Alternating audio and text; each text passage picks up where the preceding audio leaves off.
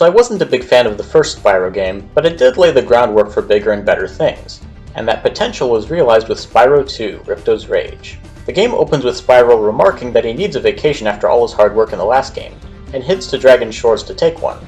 However, he ends up being redirected to Avalar, a magical kingdom facing a bit of a problem. The professor had invented a series of teleporters that were powered by orbs, and during the initial test of these teleporters accidentally summoned some unwelcome guests, namely a wizard named Ripto and his minions. Ripto is delighted to have found a place with no dragons and tries to take over, though he's less of a ruthless tyrant and more of an obnoxious bully. So Spyro has to travel across the kingdom of Avalar in order to stop Ripto and finally take the vacation he really needs. The overall goal is very similar to the first game. You have to collect treasure throughout the various levels in order to proceed to the next world. While the first game had 6 worlds, this time there are only 3, but they're much bigger and have many more levels in each one. However, I found this game much more engaging, as it addressed the issues I had with the original.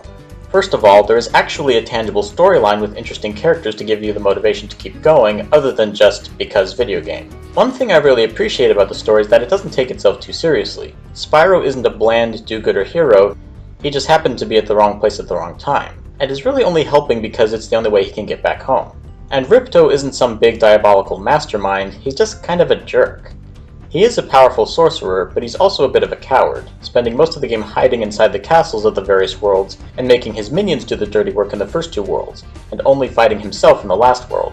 The tongue-in-cheek nature of the characters and story helped the game to stand out in a way that the first game really didn't. One of these new characters is a greedy bear called Moneybags, and while he does want to stop Ripto, he's rather mercenary about it, and will only aid you if you give him some gems, which you will need to do in order to make progress. While he is a little annoying, his presence in the game gives an actual purpose to collecting all the gems, and not just because, ooh, find all the shiny objects. In addition to the main storyline and the main cast of characters, each of the levels you go to also has characters who have their own various problems that you have to help them solve by playing through the level. It gives greater depth to the world, making this feel like an actual place rather than just a level in a video game, and a lot of the characters and scenarios you encounter throughout the game are both very creative and humorous. In addition to the gems from the last game, this time around the main collectibles are the orbs and artifacts. Artifacts are gained after completing a level in the first 2 worlds, while orbs are gained by completing various tasks and help to unlock new portals.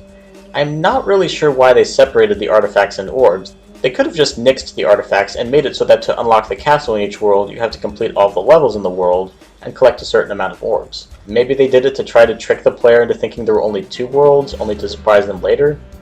Well, spoiler alert, it's not exactly a secret, so there wasn't any real need.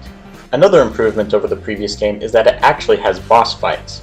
No more crappy baddies who run away and are just mild annoyances, these guys mean business.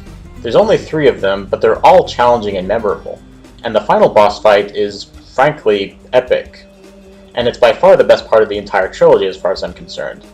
There are a few nitpicky issues here and there, but overall Spyro 2 is a fantastic game. It takes the basic format established by the first game and really turns it into something special and memorable. While I'm still not that fond of the first game, Spyro 2 is one title I can wholeheartedly recommend. My final score is a 9 out of 10. Next time I finish up the original Spyro trilogy with a review of Spyro Year of the Dragon. So what do you think? Are you a fan of the original Spyro games? Which one is your favorite? Are you looking forward to the Reignited trilogy? Whatever you think, be sure to let me know in the comments below. If you like what I do, feel free to subscribe and follow me on Twitter. Thank you for watching, and I'll see you in the next one.